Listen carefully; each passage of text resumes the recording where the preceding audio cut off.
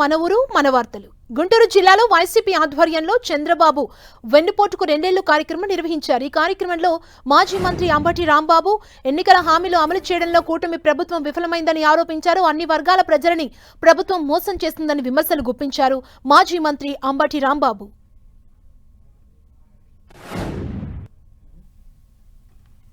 మేము ఇవాళ కార్యక్రమం ఇచ్చాం. మా కార్యక్రమం మేము చేసుకుంటాం కదా. మీరు రెచ్చగొట్టే కార్యక్రమాలు ఏంటి? అక్కడ గొడ్డలి పార్టీ అని రాస్తారేంటి? మాది గొడ్డలి పార్టీనా? మీదే పార్టీ వెన్నుపోటు పార్టీ కదా. కసకని ఎంతమందిని పొడిచారు మీరు?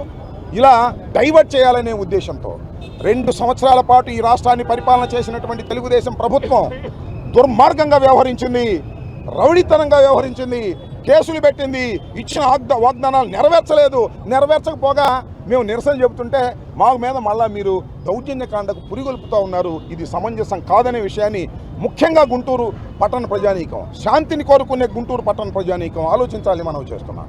మేము వాళ్ళ కార్యక్రమం చేపడితే దానికి పోలీసులను అండగా చేసుకొని మీరు కార్యక్రమం చేస్తారా? జగన్మోహన్ రెడ్డి గారి బొమ్మకు తగలేస్తారా? జగన్మోహన్ రెడ్డి గారి బొమ్మను తగలేసిన అవసరం ఉంది?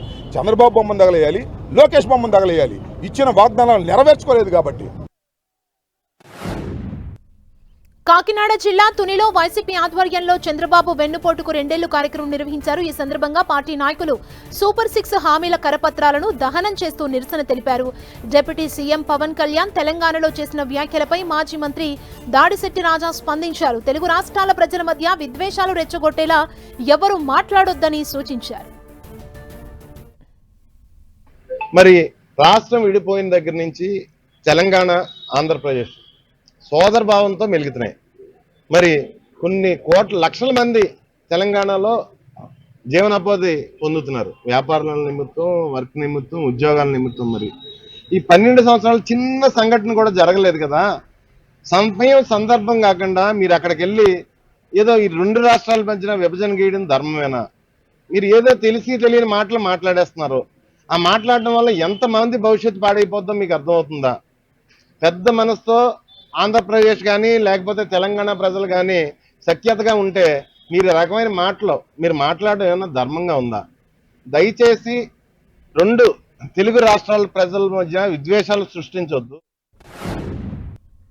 నంద్యాల జిల్లా బేతంచెర్లలో మాజీ ఆర్థిక మంత్రి బుగ్గన పోరుబాట కార్యక్రమాన్ని నిర్వహించారు. పట్టణంలో వైసీపీ నాయకులు, కార్యకర్తలతో కలిసి మాజీ మంత్రి బుగ్గన భారీ ర్యాలీ నిర్వహించారు. కూటమి నాయకుల మాట ప్రకారం అధికారులు నడుచుకోవడం సరికాదని బుగ్గన మండిపడ్డారు. అధికార పార్టీ నాయకుల మాటలు విని ఇబ్బందులకు గురికావద్దని హెచ్చరించారు. స్థానిక మున్సిపల్ కార్యాలయంలో కమిషనర్ని కలిసి పలు సూచనలు చేశారు.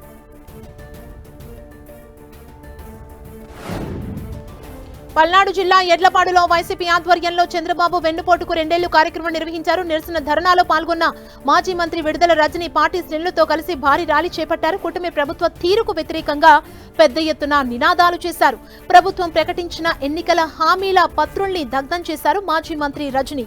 కూటమి ప్రభుత్వం అధికారంలోకి వచ్చి 2 ఏళ్లైనా ఇంతవరకు ఎన్నికల్లో ఇచ్చిన హామీలు నెరవేర్చలేదని ఫైర్ అయ్యారు. సూపర్ 6 పేరుతో రాష్ట్ర ప్రజల్ని మోసం చేసిన ప్రభుత్వానికి రాబోయే ఎన్నికల్లో ఓటు ద్వారా ప్రజలు బుద్ధి చెబుతారని హెచ్చరించారు. హామీలు నెరవేర్చడంలో ప్రభుత్వం పూర్తిగా విఫలమైందన్నారు మాజీ మంత్రి విడుదల రజని. పశ్చిమ గోదావరి జిల్లా తాడేపల్లిగూడెంలో వైసీపీ శ్రేణులు భారీ నిరసన చేపట్టాయి. తాడేపల్లిగూడెం వైసీపీ ఇన్ఛార్జ్ వడ్డీ రఘురాం నాయుడు ఆధ్వర్యంలో పార్టీ నాయకులు, కార్యకర్తలు భారీ ర్యాలీ నిర్వహించారు. పెంటపాడు రోడ్డులో కూటమి ప్రభుత్వం ప్రజలకిచ్చిన మేనిఫెస్టో పత్రుల్ని దగ్ధం చేసి మానవహారం నిర్వహించారు. మోసపూరిత మాటలతో గద్దెనెక్కిన కూటమి ప్రభుత్వం ప్రజలను వెన్నుపోటు పొడిచిందన్నారు వడ్డీ రఘురాం. మహిళలకు శ్రీనిధి, రైతులకు రైతు భరోసా, ఆక్వా రైతులకు సబ్సిడీ, ఇలా అనేక హామీలు ఇచ్చి కూటమి ప్రభుత్వ ప్రజల్ని మోసం చేసిందన్నారు.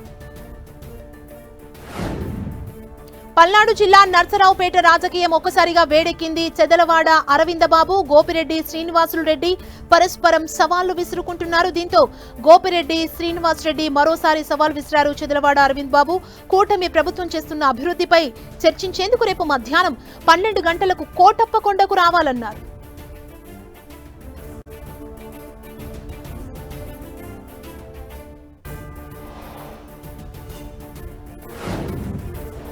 సింగరేణి సంస్థను నిర్వీర్యం చేసేందుకు కాంగ్రెస్ ప్రభుత్వం కుట్రలు పన్నుతోందని మాజీ మంత్రి టీబీజీకేఎస్ గౌరవ అధ్యక్షులు కొప్పుల ఈశ్వర్ ఆరోపించారు. పెద్దపల్లి జిల్లా గోదావరికని తెలంగాణ బొగ్గుగని కార్మిక సంఘ కేంద్ర కార్యాలయంలో ఆయన సంచలన వ్యాఖ్యలు చేశారు. సింగరేణిని రేవంత్ సర్కార్ దివాలా తీసే విధంగా నైని బొగ్గు బ్లాక్ తో పాటు ఓబీ టెండర్స్ ని తన అనుచరులకు కట్టబెడుతున్నారని ఈశ్వర్ ఆరోపించారు. దేశంలో ఎక్కడా లేని విధంగా సంస్థలకు చెందిన సోలార్ ఎనర్జీలో 10 నుంచి 15% ఎక్సెస్ టెండర్స్ ని వేసే సంస్థకు 100 కోట్ల నష్టం తీసుకొచ్చారని మండిపడ్డారు. మాజీ మంత్రి హరీష్ రావు ఆధ్వర్యంలో ఈ నెల 7న పారిశ్రామిక ప్రాంతంలో సదస్సును ఏర్పాటు చేస్తున్నట్లు ఆయన చెప్పారు. సింగరేణి సంస్థ మనుగడ కోసం కార్మికులు వ్యవహరించాల్సిన తీరుపై హరీష్ రావుతో పాటు రాష్ట్ర నాయకులు దిశానిర్దేశం చేయనున్నట్లు ఈశ్వర్ వివరించారు. సదస్సుకు కార్మిక లోకం కదిలి రావాలని, కాంగ్రెస్ కుట్రల్ని తిప్పికొట్టాలని ఆయన పిలుపునిచ్చారు. 10 సంవత్సరాల తర్వాత తెలంగాణ రాష్ట్రం వచ్చిన తర్వాత దాన్ని పునరుద్ధరించి దాదాపు 19,000 పైసలకు ఉద్యోగాలు కల్పించి మహిళలకు కూడా సంస్థలో ఉద్యోగం చేసేటువంటి హక్కు కల్పించినటువంటి నాయకుడు కేసీఆర్ గారు. మరి అలా ఏం జరుగుతుంది సింగరేణి సంస్థలో? ఈ సంస్థను సర్వనాశనం చేయడం కోసం కంకణం కట్టుకున్నట్టుగా మనకు కనబడుతున్నది. నైని బొగ్గు బ్లాక్తో పాటు ఓబీ టెండర్లలో వాళ్ళకు కావలసినటువంటి వాళ్లకు టెండర్లను కట్టబెట్టడం కోసం కుట్రలు జరుగుతూ ఉన్నాయి.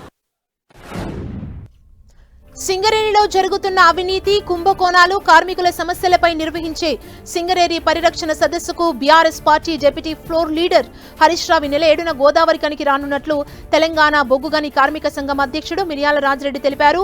శ్రీమయి కన్వెన్షన్ హాల్లో జరిగే ఈ సదస్సులో సింగరేణి కార్మికులు ఎదుర్కొంటున్న సమస్యలపై హరీష్ రావు ప్రసంగించనున్నారని పేర్కొన్నారు. కార్మికులు, యువత పెద్ద సంఖ్యలో హాజరై కార్యక్రమాన్ని విజయవంతం చేయాలని పిలుపునిచ్చారు మిర్యాల రాజిరెడ్డి. ఈ సింగరేణిలో జరుగుతున్నటువంటి అవినీతి అక్రమాలపైన నిగ్గు తేల్చేటువంటి విషయాలను చెప్పబోతున్నటువంటి ఈ సదస్సుకు మీరంతా తప్పకుండా హాజరు కమ్మని చెప్తా ఉన్నాం. ఈరోజు మెడికల్ బోర్డు కోసం వేచి చూస్తున్నటువంటి కార్మిక వర్గం, వారి యొక్క నిరుద్యోగ యువత ఉన్నారు. గత 15 నెలలుగా ఒక్క మెడికల్ బోర్డు పెట్టినటువంటి వేచి చూస్తున్నటువంటి మీరందరూ కూడా తప్పకుండా ఆ మెడికల్ బోర్డు విషయంలో హరీష్ రావు గారి యొక్క స్పందన కోసం మీరు రావాలి అని చెప్తాం. మంచిర్యాల జిల్లా చెన్నూరు పట్టణంలో ప్రజాపాలన ప్రగతి ప్రణాళికలో భాగంగా ప్రత్యేక వార్డు సభ నిర్వహించారు. కాలనీలోని ప్రభుత్వ ఉన్నత పాఠశాలలో ఏర్పాటు చేసిన ఈ వార్డు సభలో ప్రజల సమస్యలను నేరుగా తెలుసుకుని వాటి పరిష్కారానికి చర్యలు తీసుకుంటామని సంబంధిత శాఖల అధికారులు తెలిపారు. వార్డులో శాంతి భద్రతల పరిరక్షణ, సైబర్ నేరాల నివారణ, సీసీ కెమెరాల ప్రాధాన్యతపై పోలీసులు ప్రజలకు అవగాహన కల్పించారు. అలాగే పరిశుభ్రత, చెత్త సేకరణ, డ్రైనేజ్ నిర్వహణ, పరిసరాలను శుభ్రంగా ఉంచుకోవాల్సిన అవసరంపై మున్సిపల్ అధికారులు వివరించారు. డెంగ్యూ, మలేరియా వంటి వ్యాధులు ప్రబలకుండా తీసుకోవాల్సిన జాగ్రత్తలు, సీజనల్ వ్యాధుల పట్ల అప్రమత్తంగా ఉండాల్సిన అంశంపై వైద్య శాఖ అధికారులు ప్రజలకు సూచనలు చేశారు. ప్రజల సమస్యలను పరిష్కరించడమే ప్రజాపాలన ప్రగతి ప్రణాళిక కార్యక్రమం లక్ష్యమన్నారు ఆదిలాబాద్ జిల్లా కలెక్టర్ రాజర్షి షా. ఆదిలాబాద్లోని 45వ వార్డులో నిర్వహించిన వార్డు సభలో ఆయన పాల్గొన్నారు. ప్రతి ఒక్కరూ నీటి సంరక్షణ చర్యలు తీసుకోవాలని సూచించారు. భూగర్భ జలాలు ఇంకిపోకుండా ఇంకుడు గుంతలు నిర్మించుకోవాలన్నారు. చెత్తను తడి, పొడి, శానిటరీ ఈ వేస్ట్ గా చేసి మున్సిపల్ వాహనాల్లో వేయాలని, ప్లాస్టిక్ ని నిషేధించాలన్నారు కలెక్టర్.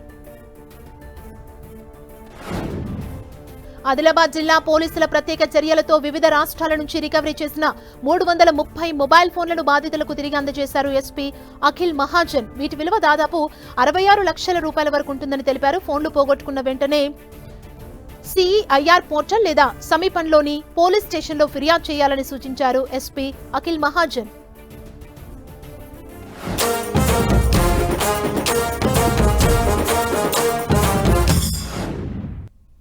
గుంటూరు జిల్లా తెనాలి రజకపేటలోని శ్రీ సీతారామ కళ్యాణ దేవస్థానంలో చోరీకి విఫలయత్నం జరిగింది. ఆలయ గ్రిల్స్ తాళాలు పగలగొట్టి లోపలికి ప్రవేశించిన 2 దుండగులు హుండీ ధ్వంసం చేసేందుకు ప్రయత్నించారు. హుండీలో నగదు ఉందో లేదో తెలుసుకునేందుకు ఓ ఐరన్ వస్తువును అందులో వేసి శబ్దం ఆధారంగా పెద్దగా నగదు లేదని నిర్ధారించుకున్నారు.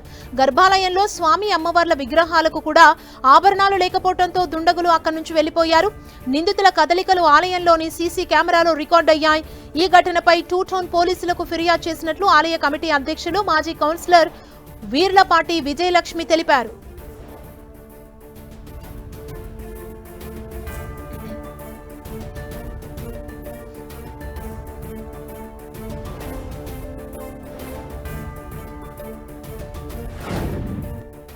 ములుగు జిల్లా ఏటూరు నాగారం పోలీస్ స్టేషన్ పరిధిలో భారీ హాష్ ఆయిల్ పట్టుబడింది. ఏటూరు నాగారం మండల కేంద్రంలోని జీడివాగు దగ్గర పోలీసులు ప్రత్యేక తనిఖీలు నిర్వహించారు.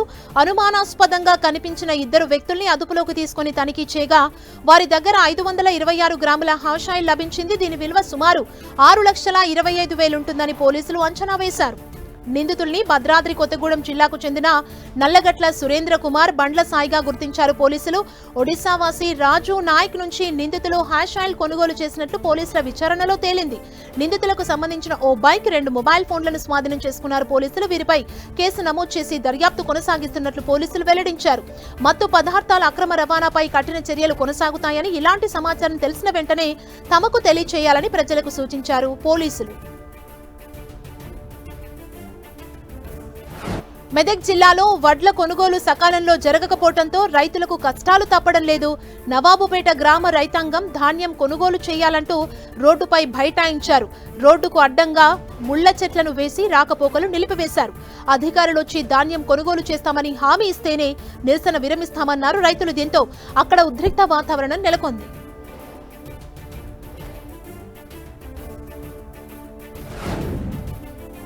కొమరంభీం ఆసిఫాబాద్ జిల్లా కౌటాలలో సర్పంచులు నిరసన గలమెత్తారు. కౌటాల ఎంపీడీఓ కోట ప్రసాద్ వేధిస్తున్నారని ఆరోపిస్తూ మండలంలోని 20 గ్రామ పంచాయతీల సర్పంచులు తమ విధులను బహిష్కరిస్తున్నట్లు ప్రకటించారు.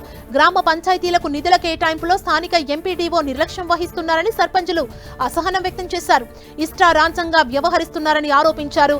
గ్రామ పంచాయతీలకు సంబంధించిన నిధులు సకాలంలో అందించే వరకు మండలంలో 20 గ్రామ పంచాయతీల బాధ్యతలు ఎంపీడీఓకు అప్పగిస్తూ తమ సర్పంచ్ విధుల్ని బహిష్కరిస్తున్నట్లు తీర్మానం చేశారు సర్పంచులు.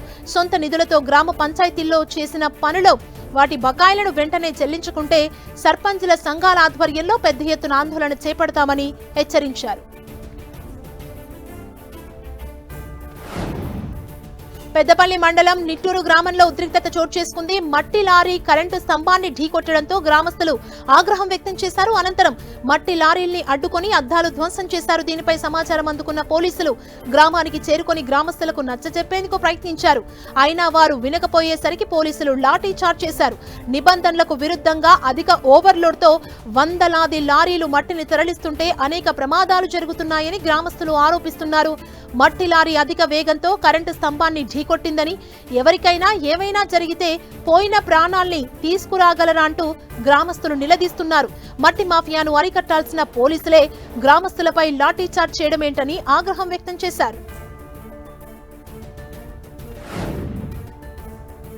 తిరుమల టీటీడీ ఎస్వి అన్నప్రసాదం ట్రస్టుకు 20 లక్షల విరాళం అందజేశారు. క్యాంపు కార్యాలయంలో చైర్మన్ బిఆర్ నాయుడు ని కలిసి హైదరాబాద్ కు చెందిన పురం సంజయ్ బాబు, హోమిఫెడ్స్ అధినేత హనుమర హర్షవర్ధన్ చెరో 10 లక్షల చొప్పున అందించారు.